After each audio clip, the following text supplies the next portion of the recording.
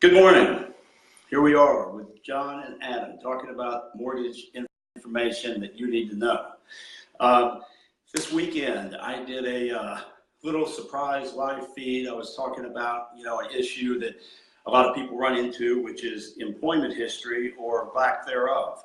There's a lot of people that don't realize that even if you have less than 2 years employment history, you still can qualify for a mortgage loan. There are particular requirements in order for you to qualify, and not every lending institution is going to be aware of these requirements, and a lot of times they're just not going to mess with it. So what we're going to do today is we're going to talk about, in general, what the expectations are for employment history as it pertains to qualifying for a mortgage loan, and give some examples of maybe some unconventional situations where we were able to get someone qualified, just as an example. So, Adam, Yeah. what do you got? Oh, yeah. So, there's several different examples where someone can get qualified. One example is this. Let's say they don't have 2-year employment history. Let's say they were going to school. So what we do is we get the school transcripts to show the 2-year history. And say they only had like 6 months on the job. And so, but they were in school for a couple years to get their degree. So we use that as a filler for their employment history, and we're able to get the loan done. There's several instances where you can get it done and where you can't get it done. One of those instances, such as, let's say, someone was a W-2 employee. I've had this come across several times before. They were in the medical field and they were W-2. And they were a doctor and they worked at a hospital. Well, then all of a sudden they decided to open up their own private practice. And all of a sudden, they're like, hey, I'm making more money, but I'm actually 1099 now instead of contract work, and I'm not W-2. Well, that's great that you're showing on paper now that you're making more money, but you just started this 1099 job 3 months ago. I'm sorry, you're gonna have to wait 2 years because you're self-employed. We have to have a 2-year history of that self-employment. So there's good ways and then there's bad ways. Most of the time we can make it work. What other things that you've ran into, John, where we can make it work besides, school and stuff? Well, I'll give you an example. There was a woman that, she had actually got turned down in a couple different places. She'd been married for several years, and during the course of the marriage, they had children, the man and woman, and then, she decided to stay home and take care of kids while he worked and supported them. Well, the marriage didn't work out. They got divorced and, split up, and she went back to work. She'd been on her job, give or take, 6 months at this point. And so prior to the 6 months, this woman had a 2-year gap in employment history with no income, no employment, no nothing. But she did work prior to that. So in that, she got turned down because everybody told her that you need 2 years employment history. You got to have 2 years tax returns, 2 years W-2s, But the thing is with FHA, for example, FHA does not stipulate a minimum time of employment, for a job. There's extenuating circumstances depending on the situation. And in this woman's case, she was staying home with children. So, what we do is we verified the current employment. We wrote a letter of explanation to explain why she had the employment gap. We got tax returns. She was on the tax return. She just did not file any income. So we could clearly see that she wasn't just like off the grid. She was alive and existing. She was doing things. And then we went ahead and we verified employment for the job that she had prior to the 2 years that she was off taking care of kids. So when we put all those things together, this woman qualified for an FHA loan with the same interest rate, the same everything that anybody would if you would have been on your job for 15 years. There are acceptable and unacceptable employment gaps. That's just it. And like, Adam said, with 1099 to W-2. 1099, for those that don't know, that's essentially like you're basically getting paid cash. So there's no taxes taken out. And so when you're paid like that, you're typically going to file that as a Schedule C. And, until you have had a chance to file a tax return, it's really just hopes and dreams of what your adjusted gross is going to come out to be. Because I mean, you know, if you make $200,000 and you've got no taxes taken out, everybody's going to write things off. So it's like no one's going to take you at your word. I mean, you're going to have to show at least, you know, a couple years of tax returns where you could demonstrate the kind of offsets that you're going to have to your income. And it's because the underwriter doesn't know. The biggest thing is the underwriter doesn't know what you're going to write off.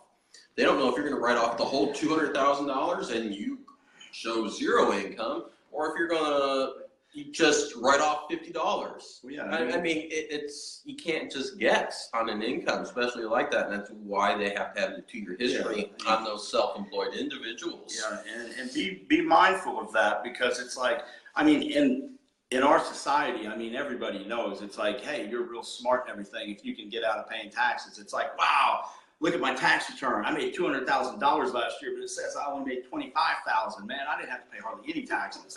You know, that's great. I mean, you know, you didn't have to pay taxes, but when you come to get a mortgage loan, you are going to be qualified off that $25,000 that you allegedly said that you made.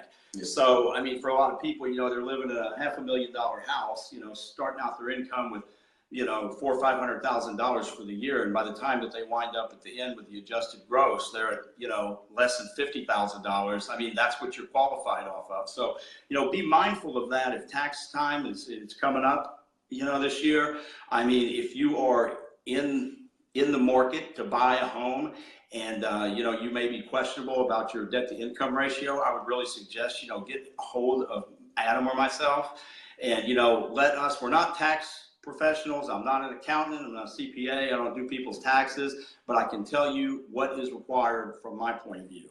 I had a question from Derek Ayers. Derek had asked, you know, what if you change jobs, same line of work, more money? That's totally fine. We just closed a loan for a man. He got turned down.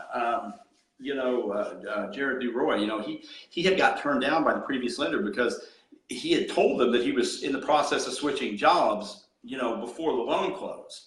And I don't know if they just weren't paying attention or what, but it's like they, you know, I'm just checking something. Okay, that's good, Adam.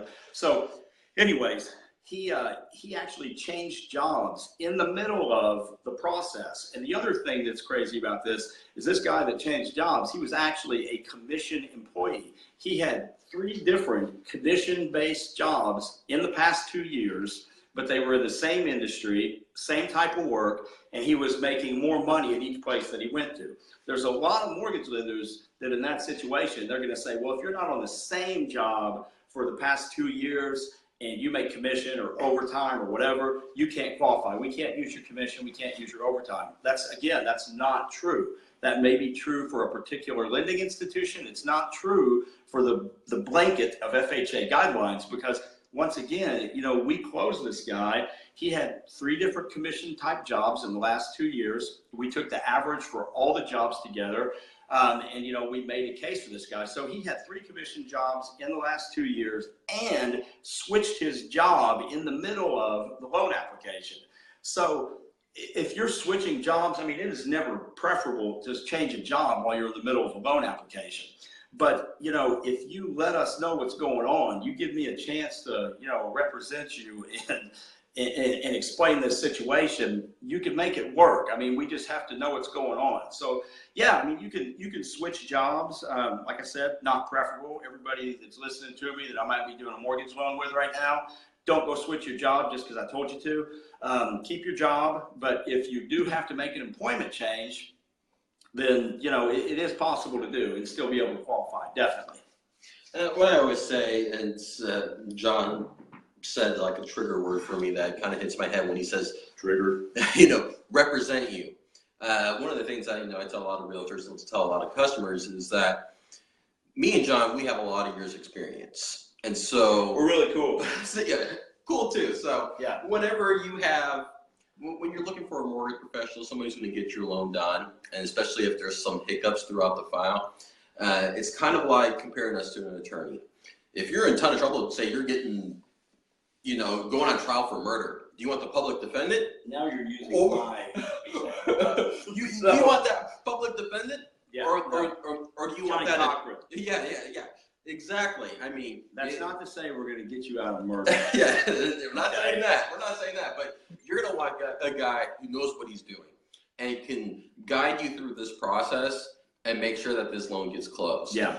And so we have a lot of creative ways to be able to get things done. We know all the loopholes. We know everything where we can do to help you get your loan closed. Yeah. We read. We read. We study. We know our guidelines. Yeah. We're not order takers. And by the way, Dan, yes, talk and text jacked up my thing. I've already changed that. Fixed it. Thank you for letting me know. It says employment instead of appointment. Whatever. But that's talk and That's text. how Toys R Us puts the R backwards. You know, we're just trying to get your attention. Yeah. That's called marketing 101. And another example in regards to employment history is, let's say it's your first job, you know? Yeah. I mean, you don't have any other history. Yeah. I mean, Talking about like a high school? yeah, a high school person. Yeah, they come out of high school and they go to purchase a home. So they don't necessarily have a 2-year history. I mean, it's very rare. Thomas But- Park. We yeah. closed Thomas Park recently. Yeah, He so- had he came out of high school. Yeah, came out of high school. I mean, it's rare, but you just show the proof. Just as long as you have like 6 months history when it comes to that, you'll be good to go. There needs to be an explanation because it's like this. If you have a reason that you were unemployed and that reason is not illegitimate enterprise or something like that, I mean, there's a reason. I mean, maybe you're disabled. I mean, there could be a lot of reasons. I mean, there's a lot of reasons why people aren't employed, but money and bills are still coming in. So it's like, we just want to document how were you surviving during this time that there was a gap. And it's like, what is your employment history? I mean, you know, if you have maybe employment before that, school, I mean, there's lots of examples. And on this topic, we're not going to spend like a ton of time. I mean, this is going to be one of our shorter videos. But I'm going to do something on the flip side as well. We talked about in the beginning, you know, if you went from W-2 to 1099, that's self-employed. But if you go from, let's say, a 1099, a self-employed individual, John, to a W-2 employee, well, that history is, right. You have to have a W-2 job for 1 month. Right. You know, I mean, you're no longer self-employed. You've got taxes getting taken out of your check. We're going to go off of your salary or hourly wage that you have, hourly wage, not rage. Yeah. And you'll be able to get everything done. So it's a lot easier if you're a W-2 employee, but we do specialize in self-employed individuals and be able to help them out.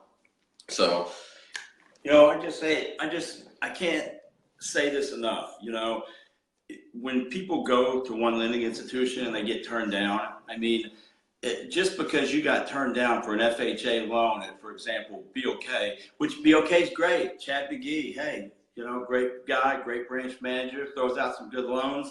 But, you know, I'm just saying, if you don't get qualified one place, you know, that does not mean that you are out of luck everywhere. I mean, I hear that from people so much. You know, it's like, well, I was denied for an FHA loan. It's not like FHA themselves denied you. You were denied by a lending institution, you know, or maybe it could even be, you know, an individual that may not know what they're talking about. Yeah. I mean, it doesn't mean that you're out of luck. They have overlays. Yeah. So a lot of times it's an overlay, not an underwrite. It's not an underwriting guideline. Exactly. So we don't have any overlays. We go directly off of what FHA states. And so on that type of stuff, we're very lenient in being able to get your loan done, unlike most people who cannot at that time. That's why we get other guys. Those other guys. Yeah, exactly. I want to, because I know this is not going to be very long, but I want to throw this out here. Throw it out. I'm a big Cubs fan. They won the World Series. Go Cubs, go! Here's what, Chicago. Go Cubs. Good job, man. Good job. It's funny. I gotta throw that out there. Every other Cubs fan out there that's watching. Oh, I know. Everybody was a Cubs fan last night. You know? Hey, what about the Bears? The Bears? Yeah. I want them to keep losing so we get a good draft pick. Hey, that's good, man. So well, hey, you know, it is a good day. Don't pre-qualify yourself. Let us do it. Go Cubs. And I think we're out of here. Yeah, I think we're done for the day. See you guys. You guys have a good one. Let us know if you need anything. We're out.